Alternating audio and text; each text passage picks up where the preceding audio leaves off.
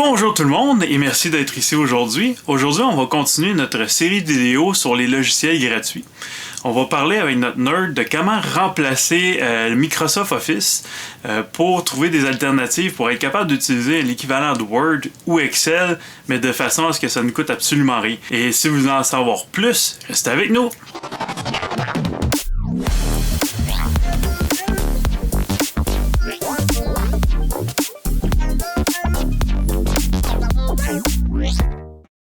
Donc après, on va parler des navigateurs. Je pense qu'il pourrait être important de parler des logiciels comme Microsoft Office, des trucs comme ça. Y a-t-il des alternatives qu'on peut avoir par rapport à ça? Oui, il y a beaucoup de logiciels spécifiques, donc des logiciels comme la suite de Microsoft Office, donc le Word, le Excel, le PowerPoint, ces choses-là. Dans le fond, il y a plusieurs logiciels qui existent. Le plus reconnu, d'après moi, et le plus efficace, celui qui ressemble le plus à celui de Microsoft Office et qui est complètement gratuit, ça s'appelle LibreOffice. OK. Sinon, il y a OpenOffice aussi qui existe. Okay. Et souvent, il y a des alternatives aussi supplémentaires que vous pensez peut-être pas, mais que vous avez accès là, facilement. Mais c'est plus des interfaces web, comme par exemple ceux qui sont directement de Microsoft Office, mais en ligne, donc directement sur le site web. Si vous avez un compte Microsoft, dans le fond, vous avez juste à vous connecter directement sur votre compte et dans le coin en haut à gauche, vous avez toutes les applications disponibles et vous avez le Word, le Excel, le PowerPoint. Par contre, étant donné que c'est une option web, les options que vous avez pour travailler dans le logiciel sont restreintes. Donc, il y a moins d'options, il y a moins de fonctionnalités, donc on peut aller moins loin si vous voulez avec ces logiciels. Tandis que comme LibreOffice que tu parlais au début ou les autres, ils ont plus d'outils que tu peux travailler avec. Exactement.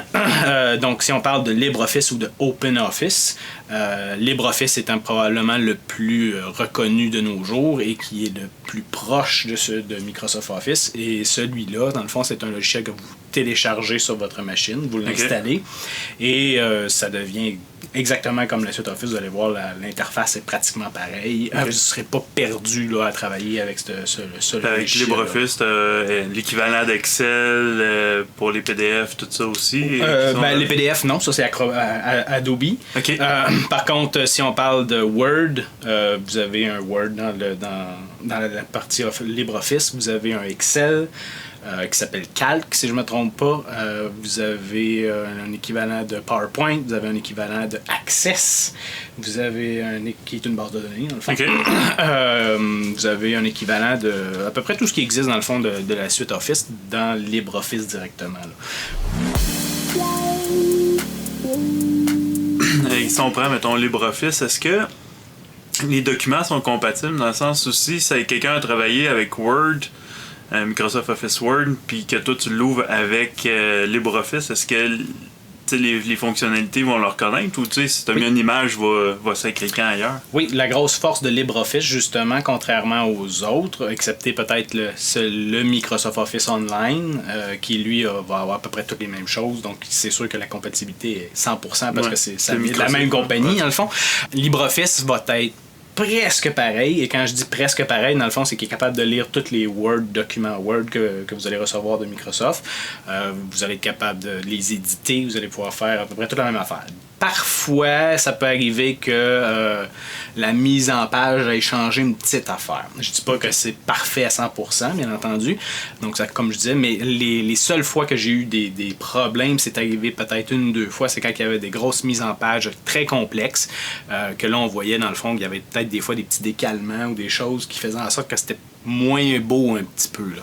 Même pas de dire que la photo qui est supposée d'être dans le début de la page est rendue 4 pages plus loin. Non. En tout cas, moi, dans mon expérience, j'ai pas vu ça. Là. Fait que dans le fond, c'est... Comme je vous dis, vous pouvez ouvrir à peu près tous les documents et vous pouvez également enregistrer dans les formats Microsoft. Fait que dans le fond, ce qui fait que si vous utilisez majoritairement LibreOffice, vous faites votre document Word, par exemple, vous pouvez enregistrer en format DocX, qui est le format Microsoft. Et dans le fond, si vous enregistrez comme ça, après ça que vous l'envoyez à quelqu'un qui a la suite Office de Microsoft, il va être capable de l'ouvrir facilement et il est pratiquement 100% compatible. Puis tous les autres logiciels aussi Oui. Puis tu peux les enregistrer en DocX et tout ça? Oui, ben dans le fond, Excel, c'est XLSX. Ouais, non, mais tu sais, et ainsi de suite. Là. Mais ce oui, ce que je veux dire, c'est que tu peux toutes les transformer pour pouvoir que ça soit lu dans le... Parce que la suite Office comme telle, LibreOffice, je parle, a sa propre extension. Donc, c'est sûr que c'est plus efficace d'enregistrer dans leur propre extension parce que le fichier va être un petit peu plus compressé, donc va prendre moins d'espace sur le disque si on veut, parce qu'il est fait pour lui-même dans le fond. La compatibilité est 100% avec lui-même, on s'entend. Par contre, si on envoie ce type de document-là à quelqu'un qui a la suite de Microsoft Office, là, il risque d'avoir peut-être un petit peu plus de problèmes. Fait en l'enregistrant en format Microsoft Office, donc en DocX. Dans ce cas-ci, là, ça va être beaucoup plus facile de lecture pour la personne qui le reçoit. Et il y a même moyen de demander au logiciel ou mettre ces paramètres-là par défaut dans le logiciel. Ce qui veut dire que tout ce que vous allez enregistrer va être en format Microsoft Office. Donc, pour vous, ça ne changera pas grand-chose. Et pour la personne qui le reçoit, ben, c'est parfait pour lui. Fait que c'est l'idéal. Fait que tu peux déjà l'inclure comme toutes tes sauvegardes vont déjà s'enregistrer par défaut dans ce logiciel. Exactement. Et avec ton expérience que tu as travaillé avec les différents, lesquels tu as trouvé le plus fun à travailler avec? Lesquels que tu as trouvé le plus convivial? Ben, moi, dans mon cas, je suis un amateur d'Excel. Fait que, je veux dire, je travaille beaucoup avec Excel. Fait que dans le fond, tous mes budgets et autres choses que je travaille beaucoup. Fait que, bien entendu, j'ai essayé de travailler avec Calc, qui s'appelle sur LibreOffice. Il y a quelques fois que je cherchais mes fonctions parce que c'est pas exactement les mêmes. Donc ça va peut-être demander un petit peu de recherche sur Google des fois de temps en temps pour avoir les fonctions parfaites. Mais en général, je dirais que j'ai été capable de faire à peu près tout ce que je faisais de la même façon que sur comme dans Calc, es-tu capable de rentrer tes propres fonctions pour que ça fasse le même codage que dans Excel? Tu peux-tu les moduler? Ben, dans le fond, c'est pas... Moi, je vais dire, quand je parle des fonctions, dans le fond, c'est comme... quand vous voulez faire un tableau, par exemple, puis on va avoir la somme de toute une ligne. Alors, dans Microsoft Excel, ben, il faut marquer somme en parenthèse, toutes les cases qu'on a besoin. Ben, c'est de la même affaire sur Calc. Donc, là-dessus, j'ai pas eu besoin de chercher. Par contre, quand on tombe dans les fonctions un peu plus avancées, il y a certaines fonctions, des fois, que ça faisait pas ce que je voulais, je me demandais pourquoi, puis je me suis rendu compte que c'était pas le même nom était pas nécessairement relié à la même chose. Ah, ok. Fait que dans le fond, il faut faire un petit peu plus attention, puis il faut juste revérifier un petit peu plus au début, mais une fois que vous allez être habitué, après ça, tout va bien aller. Puis, par rapport aux autres, aussi comme Excel, l'équivalent des Excel dans les autres compagnies ou les autres, je sais pas comment... Oui, ben que ce soit LibreOffice ou OpenOffice, ça revient pas mal au même. C'est juste que LibreOffice me semble être plus à jour, si vous voulez, dans le fond, qui suivent de plus près Microsoft. Donc, tout est plus à jour, si vous voulez, par rapport à Microsoft. Donc, c'est plus précis, si vous voulez, par rapport à ça. Donc, c'est pour ça que je priorise un petit peu plus le LibreOffice par rapport aux autres. Par contre, dès que je suis tombé sur même le Microsoft Office en ligne, je me suis rendu compte que ça marchait pas la meilleure affaire. Non, il y a beaucoup de fonctions qui manquent complètement, qui n'existent juste pas en ligne. Fait que dans le fond, comme je vous disais, c'est une version épurée en ligne. Hein? Donc, il y a beaucoup moins de fonctions, c'est moins avancé, si vous voulez. Les fonctions de base, dans le fond. De base, oui, ils vont être là, comme le somme de tantôt, il va être là, etc. Mais si tu sommes à faire des graphiques, ça se peut que tu n'aies pas tout ça se peut qu'il manque certaines petites choses. Mais en général, mettons que vous êtes juste un étudiant ou qui a besoin de faire un document ou que vous voulez juste faire votre CV en ligne ou si vous voulez faire juste un petit budget où ce que vous faites la case 1 plus la case 2 donne la case 3. Vous allez pouvoir tout faire ça en ligne, il n'y a pas de problème. Ça, même dans les Google Docs, ça revient pas mal au même. C'est juste que Google Docs, les fonctions sont pas pareilles. Fait que ça, c'est une autre histoire. le Microsoft en ligne que tu parles, t'as pas le choix d'avoir ton accès à Internet. Oui. Donc, si t'as en quelque part que tu veux travailler sur ton document mais que t'as pas accès à ton Internet, t'es un peu fait. Exactement. C'est la grosse lacune de ce que je perçois aussi par rapport à ça. C'est une autre grosse lacune, en effet. OK. Pour installer la suite LibreOffice, vous n'avez qu'à aller sur le site fr.libreoffice.org. Quand vous arrivez sur la page, vous n'avez qu'à cliquer sur le bouton « Télécharger maintenant ». Et ensuite, vous avez deux choix. Si vous voulez avoir une version plus stable, donc avec un peu moins de bugs dans le logiciel, vous pouvez prendre la suite LibreOffice 7.2.5. Cette version est seulement valable pour le temps de l'enregistrement. Peut-être que plus tard, ce sera autre chose. Sinon, vous pouvez prendre la version qui est en développement, mais qui va avoir de nouvelles fonctionnalités à l'intérieur. C'est ce que je vous conseille de prendre. Tout ce que vous avez à faire, c'est cliquer sur « Télécharger ». Et le téléchargement devrait commencer sous peu. Enregistrez le fichier. Et on laisse le téléchargement aller jusqu'au bout.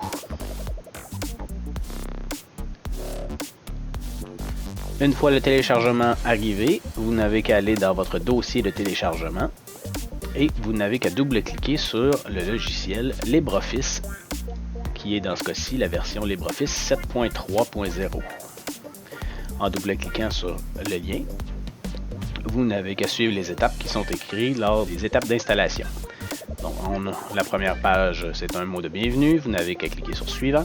Ensuite, vous avez deux choix. Si vous ne voulez pas tous les logiciels, vous pouvez faire la version personnalisée. Dans mon cas, je vais tout installer, donc je vais y aller avec la version normale.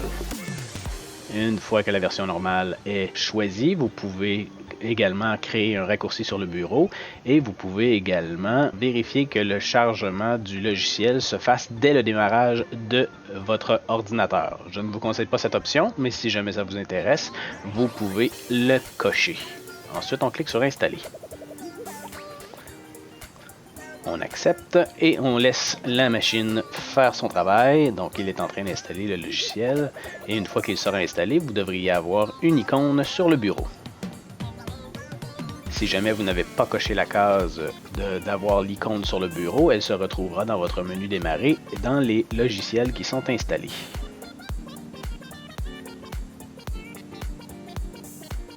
Maintenant que l'installation est terminée, tout ce qu'il vous reste à faire, c'est cliquer sur le bouton « Terminer ». Comme j'ai décidé de mettre le raccourci sur le bureau, vous voyez maintenant que j'ai un raccourci pour LibreOffice sur mon bureau. Tout ce que j'ai à faire, c'est double-cliquer dessus. Et ceci va ouvrir le logiciel avec, sur le côté, tous les sous-logiciels. Donc, le Writer, qui se trouve être l'équivalent de Word, le Calc, qui se trouve être l'équivalent de le classeur Excel, le Presentation Impress, qui se trouve être l'équivalent de PowerPoint, Dessin Draw, qui se trouve être un peu l'équivalent de Visio. Vous avez également un autre logiciel que Microsoft n'a pas, qui se trouve être Formule mathématique. Et vous avez un équivalent d'Access qui s'appelle Base.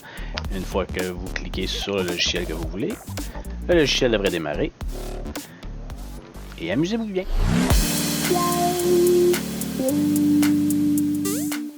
Saviez-vous que Facebook peut être une cause de divorce? En effet, environ 33% des gens ont admis que Facebook était leur cause de divorce. Pourquoi? En fait, il y a plusieurs raisons. La première raison, ça se trouve être des messages haineux qu'on pourrait faire soit entre personnes ou entre couples, ou bien ça pourrait être carrément envers d'autres personnes de la famille, ou d'amis ou des choses comme ça. Ouais. Sinon, une autre des raisons principales, ça serait des gens qui feraient des faux comptes Facebook pour aller espionner sur leur conjoint-conjointe. Donc, ça veut dire que c'est beaucoup plus sécuritaire de rester sur YouTube. En effet, si vous avez aimé notre vidéo, laissez-nous des messages, faites un like, et on se revoit très bientôt. Alors, bonne fin de journée. Bye bye. Soyez sages. Bye bye.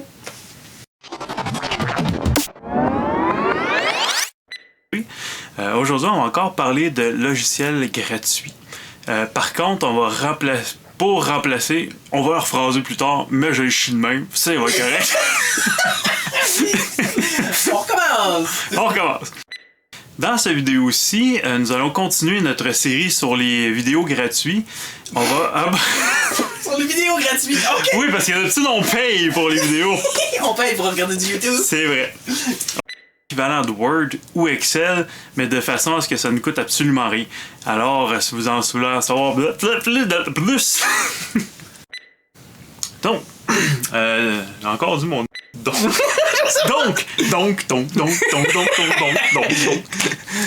c'est remplacer peut-être Word ou Microsoft Office. Y a-t-il des alternatives pour ça? Oui, il y en a beaucoup.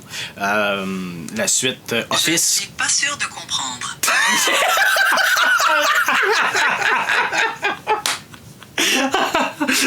Oh, ça va être bonne! Celle-là, je l'ai pas venir, par exemple! Bon, la montre, finalement, t'as peur. On va vous présenter notre Non, nerd. C'est elle, la nerd! Qui est pas sûr de comprendre. Ah, ça, c'est vraiment bon. C'est une autre grosse lacune, en effet. OK. Cool. On a fait le tour. On a fait le tour!